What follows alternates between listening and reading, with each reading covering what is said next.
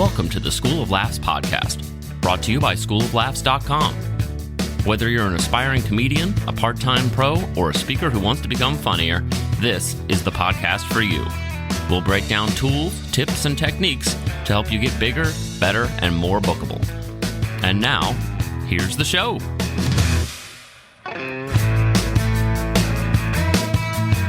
Welcome to the final As We Know It edition of the School of Laughs podcast, episode number 255, the end of an era.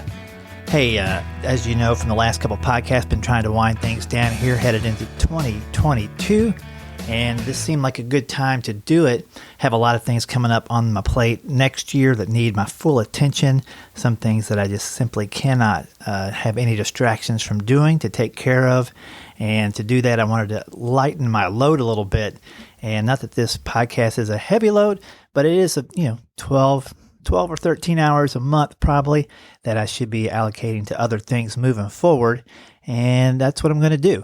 I thought, though, today I'd just take a few seconds to kind of go through the thoughts in my head as I wind things down and give you some challenges moving forward, because that's what the podcast is really all about, getting you to where you need to be, get your jokes off the page and onto the stage, get your career to the next level. And in that sense, I'll still be offering the online classes that are completely online. I may offer some live virtual ones going forward, but right now you can still find those classes at schooloflaughs.com. You click on the next classes link and you'll see all the offerings that are available right there. Of those classes, there's the writing class where we take all of your jokes, add techniques to them. If you don't have any jokes and you're starting from scratch, we generate jokes, they're joke generators, and then add techniques to them.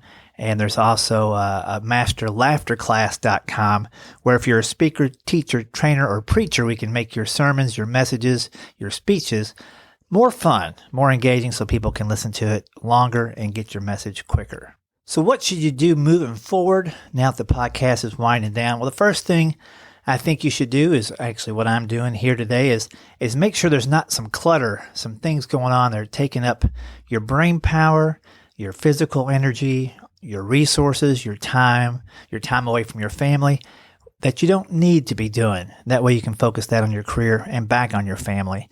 There's tons of stuff. At the end of the year is kind of a time where in my house, everything slows down for 2 weeks. My wife also has the last week of the year off of her work, which is entertainment related. So we finally get a chance just to sit down for a little bit. And then we notice all the clutter that's around us. And I think we took 9 bags of clothes to Goodwill along with toys and other things that we didn't really need, weren't using, thought somebody else could use them better. And then obviously if Goodwill can sell it and they can continue their good cause, well, all the better for it. So what is it on your plate that you look at every week or every month and you're like, I got to do this again? Or, oh man, I don't have enough time to do that the way I want to. That's probably an indicator of where you're spending unnecessary time. I'm not the best at farming things out, hiring people to do other things for me. I've tried it a few times. Sometimes it's worked, sometimes it hasn't. Just had a conversation about that last week, actually. But, if you can get it off your plate and the resources it takes you to pay somebody else to do those things is less than what you could generate with that time, then you probably should move it off. And absolutely try multiple people, multiple angles of doing that. You may not get it right on the first try. So, anticipate that as you move things off your plate and look for people to hire. You can get on Upwork. You can just Google virtual assistants and see tons of people. For short projects, you can jump on Fiverr. Some things that I've learned over the years just to really partner with other people to get going are video editing and new CD creation. The last couple of CDs, I brought on a team of people to help me with, and man, it makes it a lot easier when I can just focus on being funny and getting people to the event itself and let them do all the mixing and all the production and all the marketing and that kind of stuff. So, I have learned that lesson over the years, but can always look for more ways to do that for sure. So ask yourself, what is taking too much of my time away from the things I want to be doing correctly? Another thing to think about as you move forward in this new year is, are there things I've never done, I've never had to conquer before, that I would like to conquer this year that I need to clean some stuff off my schedule in order to do? Funny thing about last year, you've heard me talk about riding my bike a lot. And man, I like doing that. It's a very time-consuming activity. You just can't click your fingers and do 15, 20 miles. You got to set aside an hour to do that. And then you got to get to where you're riding and coming back and things like that. Anyway, I like doing that. So I'm going to carve out more time to be outside. I think it's one of the things that has kept me sane over these unpredictable last couple of years. It's definitely got me some vitamin D, some sunshine, and I think I've eaten healthier just knowing that I can't put junk in the fuel tank and go ride for 50 or 100 miles. You really got to start eating better. And of course, that's on my plate, actual plate this year, to eat better as well. But, I wanted to clear some time to do that. Also, I enjoy hanging out with my family. I got kids now that are 15 and 9, and it's really hitting me in the head that they're not going to be around here in the house for too much longer in the grand scheme of things. So I want to make time to hang out with them and my wife and just spend more time just doing family things, making those memories, grabbing some photos of those things so I can remember them when my memory goes, all that kind of stuff. So it's not necessarily all work related that I'm trying to tackle in the new year, but there's definitely family time I want to create. And that's another reason I'm clearing some things. The podcast is just one of many things. By the way, I'm clearing off my plate. There's other things as well, but this was one that I knew I could look at it and see 12, 13 hours. Well, boom, let's move this on out of the way. I kind of felt like we've talked about everything you can possibly talk about in comedy. There's always new people to talk to and new situations for sure. But if you're trying to learn comedy, and that's what the core of this podcast was meant to be when I started, we've covered everything from stage fright to writing jokes to editing to getting the gigs, all the kind of stuff. If you search the School of Laughs website, hit that little magnifying glass and hit the podcast page, you'll find an answer. You'll probably find 10 episodes. People always ask, is it too late to start comedy? What if you started in your 50s or 60s? We've covered those, Is it too early to do things? We've covered those podcasts. So that's another thing. I think we've kind of covered it. The joy really for me in the podcast is talking to my buddies and making new friends as we crank out new episodes. But in reality, I think there's enough podcasts out there now that you can find answers here on the School of Laughs, but also get multiple takes. Go listen to Joel Byers' Hot Breath podcast if you haven't done that. If you're not sure who he is, search the School of Laughs episodes with Joel, then I think you'll find that he's like-minded in a lot of ways with the way I go about stuff. A little newer in the game, but not brand new. He's been at it for 7 to 10 years probably now, so he's got some solid advice, great guests, and he's actively gigging in the club. So if you're in the club circuit, he's got a pulse on that I don't have. I'm more in the corporate fundraiser, private engagement niche, which is great for me, but maybe doesn't lend the best information for you guys if you're in the club circuit. So Joe's got a good podcast. You'll hear some people on the exit of this podcast, by the way, wishing me well. And they'll mention their podcast. There's a ton of them out there. I'll list to as many as I can in the show notes of School of Laughs, but there's a lot. When I first started in 2014, Mark Maron had his big podcast and Joe Rogan had his thing going, but nobody was really talking about how do you actually write comedy. And so I think I filled that niche successfully for several years, but now there's plenty of people. Everybody and their brother can podcast from their phone and stuff now, so I don't need to be the sole source, or shouldn't be the sole source anyway, for all of your advice. So I think there's multiple avenues for you to get that out there. So, and that might be something you want to do in the new year, start a podcast. Why not? I mean, if you're actively gigging and you want people to know where you're at and you've got fans that really want to find it out, do your own show. I mean, you can see that there's a ton of comics that have their own. And the other thing a podcast does for you too, I think, and it's worth mentioning, is it prepares you to be good on the microphone in interviews, whether that's interviews for a show coming up or it could be the radio. I used to do a ton of radio back in the day, still do some, but knowing how to get to your point quickly with a laugh, that's important. You can learn that by doing a podcast. So you might clean some stuff off your schedule and realize, hey, I got time to do a podcast. I was cleaning stuff off my schedule and thought, ooh, I probably don't at this time. And last but not least on this episode, giving you something to think about moving forward is your 5-year plan. We talk about our goals tracker for the next year, but I really haven't got into the 5 and 10-year plan with a lot of podcast guests or even episodes. So we can talk about that for a second. Many things in comedy completely out of your hands. If you've done it for any length of time, you realize that, man, you probably thought it would got further quicker and you've been bigger, faster, then things actually move in the comedy world. On occasion, you get some lucky breaks and things fast forward for sure. But the comics that I know, that I like, that I respect, typically have gone through the grind over time. And, without having that 5-year, 10-year goal to set your eyes on, you probably won't reach any of it.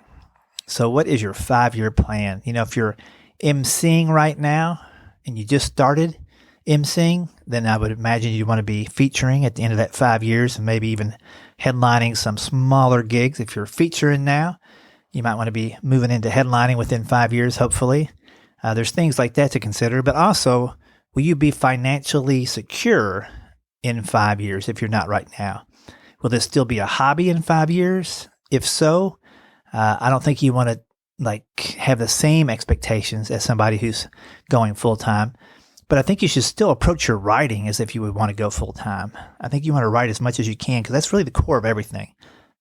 All my lucky breaks, if you want to call them that, or all my opportunities, when I opened the door, when the opportunity knocked because I was home, have kind of been based on my writing.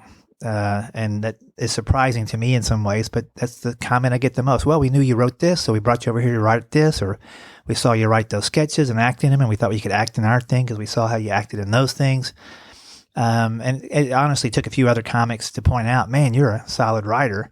Even though I taught it, I'm in my own bubble doing things, so it seems like a slow grind to me, but the people I cross paths with once or twice a year, like, whoa, man, it's a whole new 5-10 minutes you did there. And that's good to have those people kind of remind you of that. So what if your 5-year plan is to go full time, then you need to start looking at the resources you have available now to you.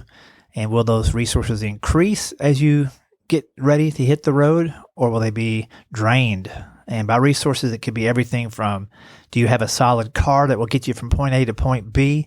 Do you have a solid family so that if you leave for a week or a couple of weeks, or if you're gone for 3 weeks, they're not going to fall apart when you leave? You want to make sure your home and house is in order. And we could also talk spirituality for sure too.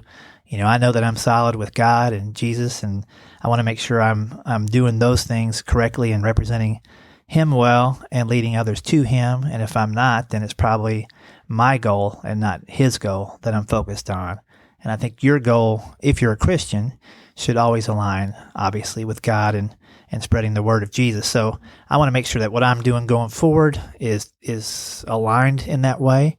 And that gives me comfort and peace when things are slow, because I just know that there's other plans a brewing, and that I need to be quiet and hear that still soft voice and listen to what the plans are. And so those are just a couple of things to think about as we fade this podcast out. I will pop back in a few times, I believe, with some new episodes. Not sure if I'm going to maybe hit the rerun circuit to keep the podcast RSS feed alive. Have to do a little bit of research on that still. But at least for the foreseeable future, next 3 or 4 months, this is probably going to be the last live check-in that's not just a quick intro to a previous episode. So with that in mind, thank you for listening to the 255th and final As We Know It episode of the School of Laughs podcast.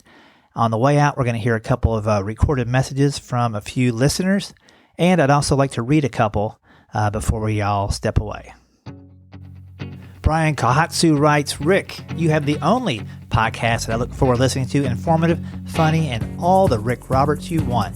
I will greatly miss the show and hearing your valuable advice, stories from the road, and variety of guests that you have on with amazing insight. Yes, indeed, an end to an era. Hopefully you'll bring it back at some point and be like the Curb Your Enthusiasm of podcast. Hey, you never know there, Brian, and thanks for the message, bud. From a buddy, Chester Goad, hey, Rick, if it weren't for the podcasting, we would have never met.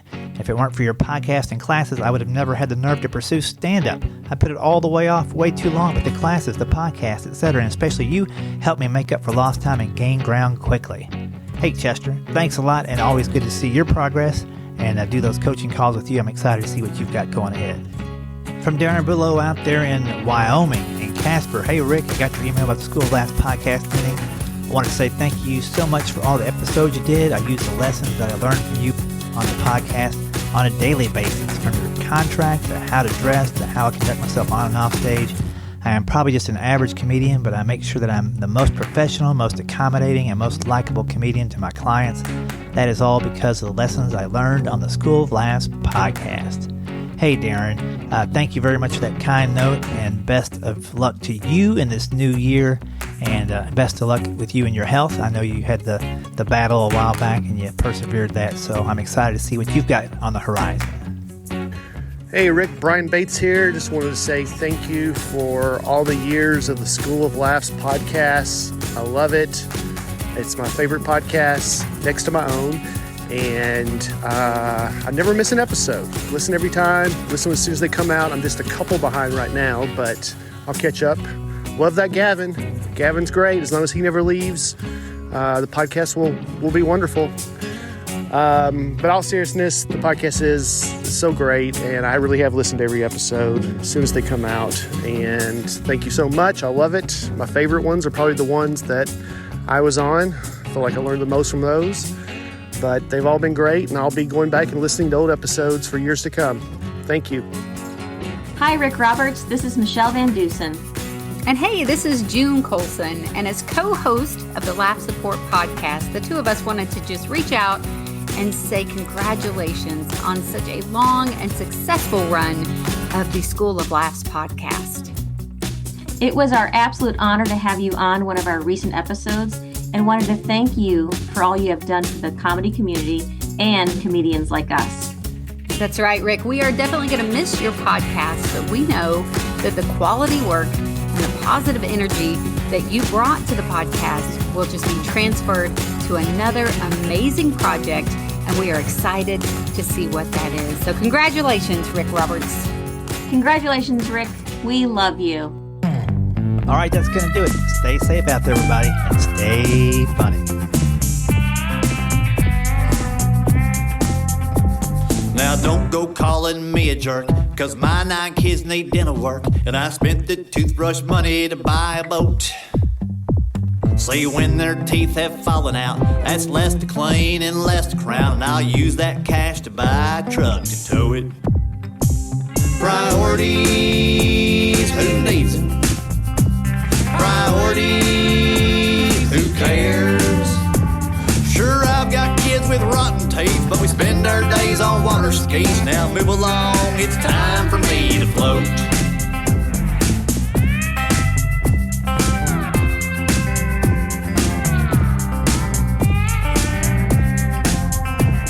We need a new roof and the ceiling's leaking, so I headed off to Vegas for the weekend. Gotta spend a little dough to make that bread. But Lady Luck wasn't on my side. I lost $1,000 in my Packer pride when Aaron Rodgers couldn't cover the spread. Priorities, who needs them? Priorities, who cares? That game plan had more holes in our roof, and Rodgers got stopped by Ndamukong Suh, and the raindrops keep falling on our head.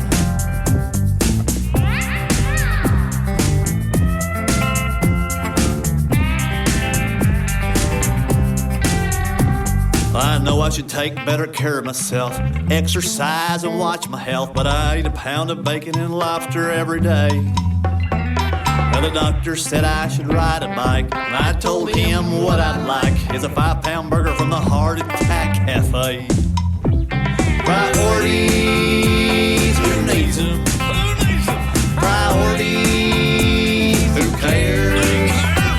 As a burger triggered cardiac arrest, I canceled plans for Lobster Fest and headed off to open heart surgery.